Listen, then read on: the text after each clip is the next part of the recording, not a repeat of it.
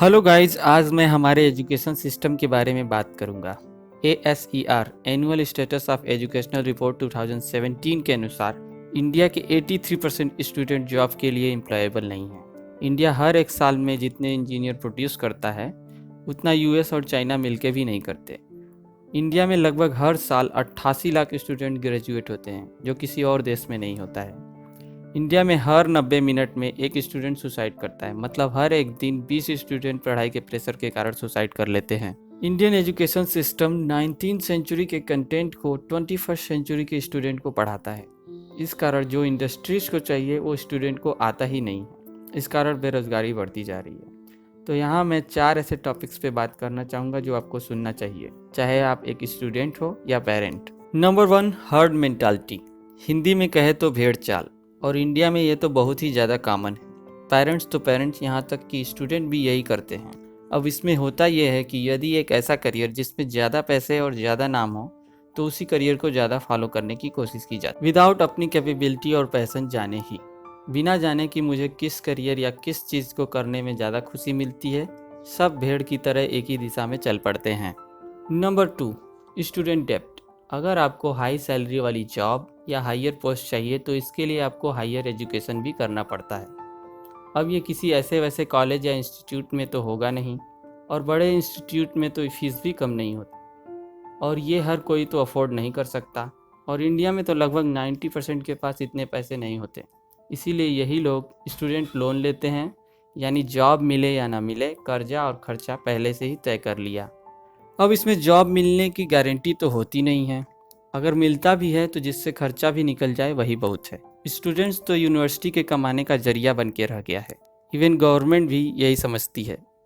Student नहीं, profit बन के रह गया है। Number 3, cut throat competition. Obviously अगर एक ही करियर में ज़्यादा स्टूडेंट होंगे तो कंपटीशन तो होगा ही। और इंडिया में तो कंपटीशन का पूछो ही मत।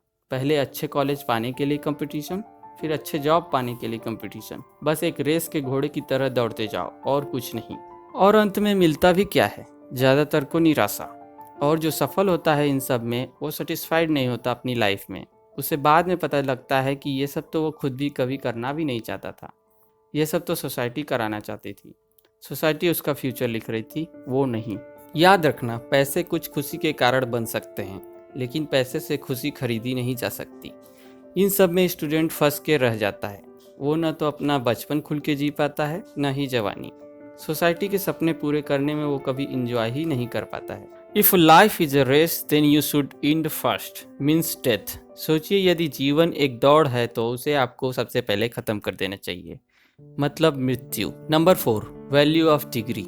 अगर मार्केट में डिमांड ज़्यादा होंगे तो वैल्यू तो कम होगी ही।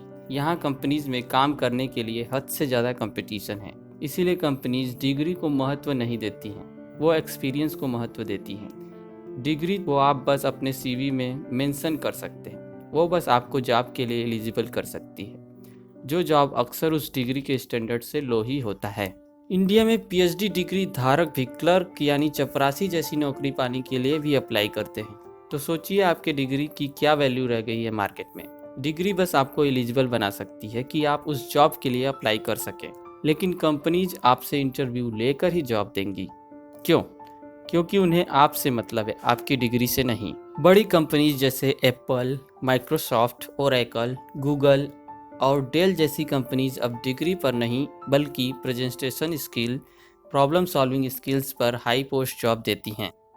यहाँ डिग्री धारकों को तो वही सिर्फ वाइट कॉलर जॉब्स मिलते हैं, मतलब वही 9 to 5 वाला जॉब, जिसमें सैलरी बस जीवन जैसे तैसे चलाने तक का ही दम होता है। और दुनिया के ज़्यादातर बिलियनियर तो ड्रॉप आउट ही हैं। उनमें से कई ने तो अपनी हाई स्कूल भी पूरी नहीं की है, फिर भी वो सबसे ज़्यादा सक्सेसफुल हैं, क्योंकि उन्होंने अपने मनपसंद का काम किया, सोसाइटी के हिसाब से नहीं चले। हमें वेल फॉर्म माइंड की ज़रूरत है, ना कि वेल फील्ड माइंड की। अब यहाँ पे मेरे हिसाब से आपको पहले ये जानना ज़रूरी है कि आप क्या करना चाहते हैं, आपको किस चीज़ को करने में खुशी मिलती है। अब इसके लिए आप 12th के बाद एक गैप ईयर ले सकते हैं। उसमें आपको सेल्फ हेल्प बुक्स और अपने मनपसंद की सभी चीज़ें करनी चाहिए। हो सके तो जॉब या ट्रेवल भी करना चाहिए। इससे आपको अपने बारे में जानने की सहायता होगी और आप सही करियर चुन पाएंगे। Thank you for watching. Comment करके ज़रूर बताइएगा कि वीडियो आपको कैसी लगी।